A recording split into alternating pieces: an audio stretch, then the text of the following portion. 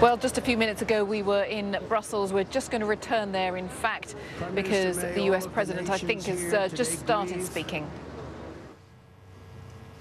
With you and stand with you. I would like to ask that we now observe a moment of silence for the victims and families of the savage attack which took place in Manchester.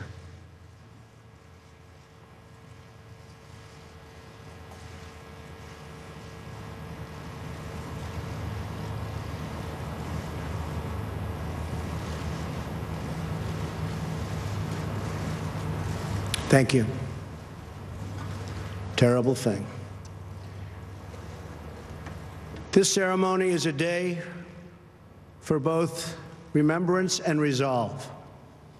We remember and mourn those nearly 3,000 innocent people who were brutally murdered by terrorists on September 11th, 2001. Our NATO allies responded swiftly and decisively, invoking for the first time in its history the Article 5 collective defense commitments.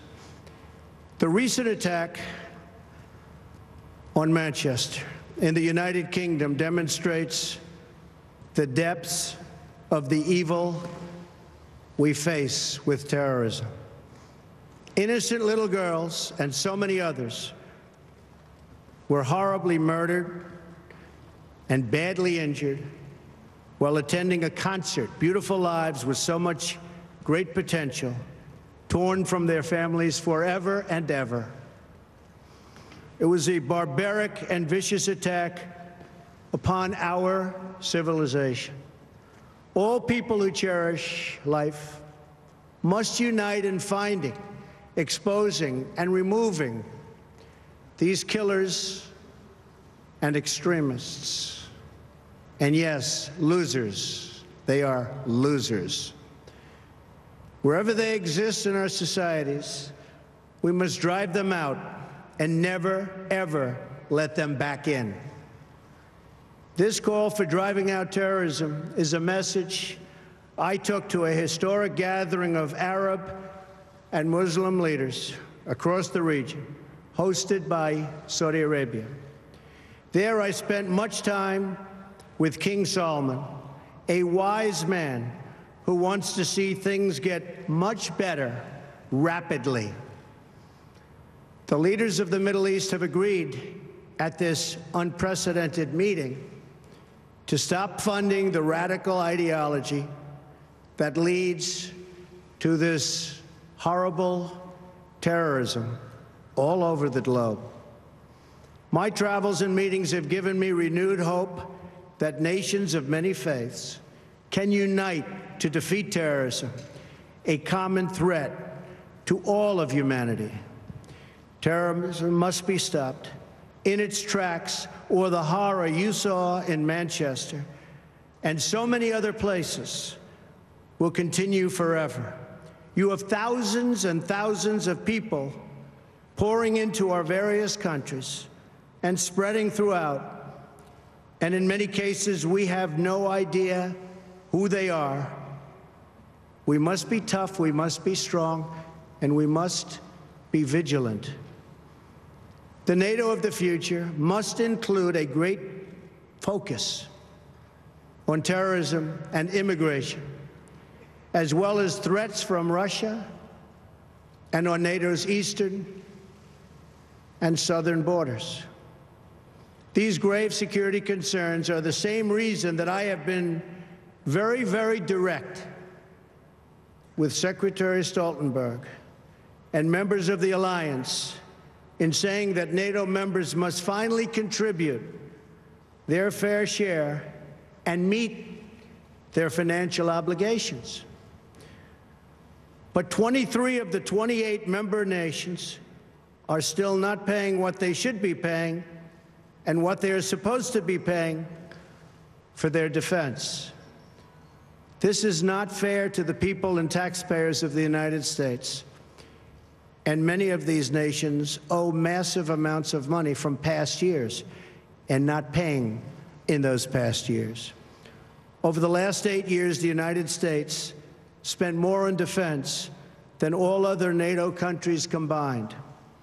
If all NATO members had spent just 2% of their GDP on defense last year, we would have had another $119 billion for our collective defense and for the financing of additional NATO reserves.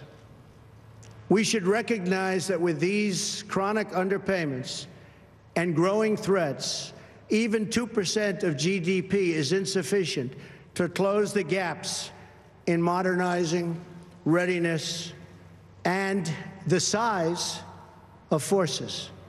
We have to make up for the many years lost. 2% is the bare minimum for confronting today's very real and very vicious threats. If NATO countries made their full and complete contributions, then NATO would be even stronger than it is today, especially from the threat of terrorism.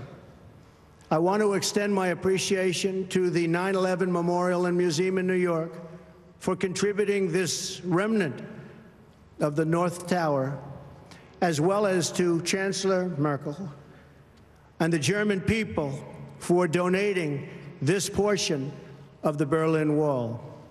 It is truly fitting that these two artifacts now reside here so close together at the new NATO headquarters. And I never asked once what the new NATO headquarters cost. I refuse to do that. But it is beautiful. Each one marks a pivotal event in the history of this alliance and in the eternal battle between good and evil. On one side, a testament to the triumph of our ideals over a totalitarian communist ideology bent on the oppression of millions and millions of people. On the other, a painful reminder of the barbaric evil that still exists in the world and that we must confront and defeat together as a group, as a world. This twisted mass of metal reminds us not only of what we have lost, but also what forever endures: the courage of our people, the strength of our resolve, and the commitments that bind us together as one. We will never forget the lives that were lost. We will never forsake the friends who stood by our side. And we will never waver in our determination to defeat terrorism and to achieve lasting security, prosperity, and peace. Thank you very much. It's a great honor to be here. Thank you. Thank you. Thank you very much.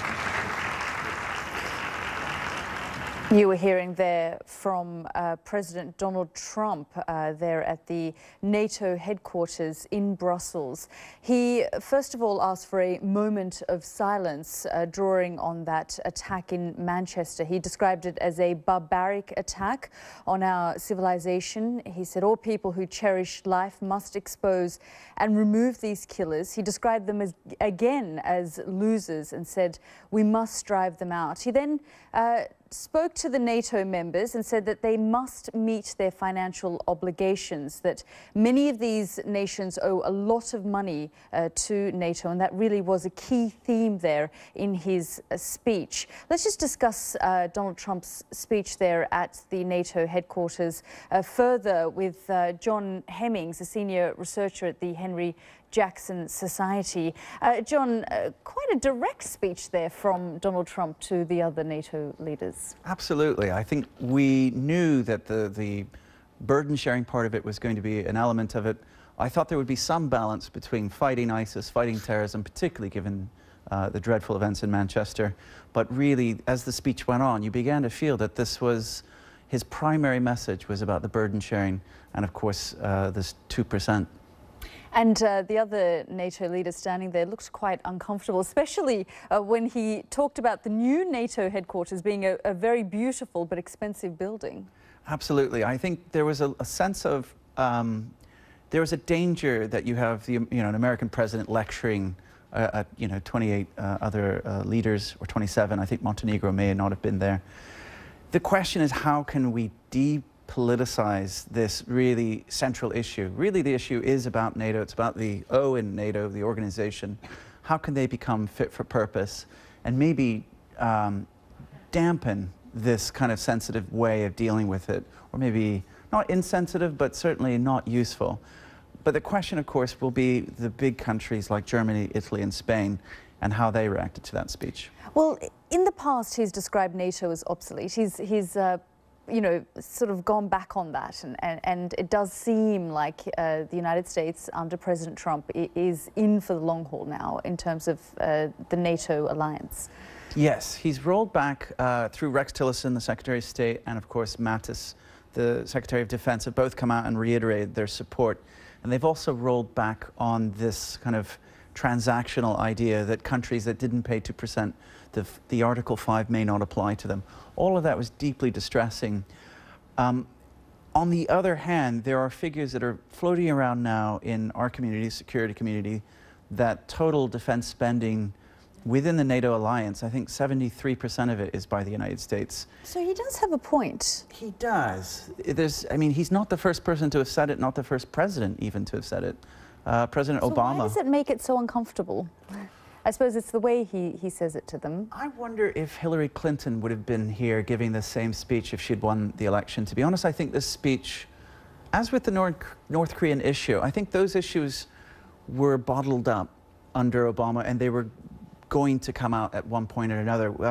Robert Gates, the former Secretary of Defense, his very last speech was exactly on the 2% issue, and he very presciently warns that the Washington defense community and taxpayers and people on the Hill were no longer going to be satisfied with being in this alliance if they felt that it was unfair. So I think Europeans do have to find a way to listen and to respond to that, particularly the larger powers.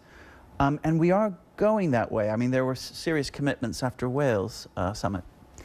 It is a thorny subject. You've just mentioned Robert Gates as well. That wasn't received well either when he raised it. So how do you think the NATO leaders, especially Germany, for example, will react? Because this is not the first time he's mentioned it to Angela Merkel. I mean, there really depends on the domestic situation in Germany. So, of course, we have those elections to go through. You have a population that has shifted in Europe very much from during the Cold War. You know, something like only 43% of Germans support the defense of another NATO member if it's attacked. I think all of us have to work towards reviving in public discourse and national debates. If we're going to keep these institutions, why do we think they're important? And see some of that more support for them, you know, or at least more public debates in academia. At the moment, NATO always seems like something else, you know, until there's a visit or a conflict, then we notice it. But really, you know, they do a lot of incredible things like training of troops abroad. They protect the European communities of cyber situations. So there's a lot more that could be discussed in terms of our own capitals. Fascinating, and of course this conversation will continue. John Hemmings, thanks so much for joining us here on the programme. Of course, you can send us all your thoughts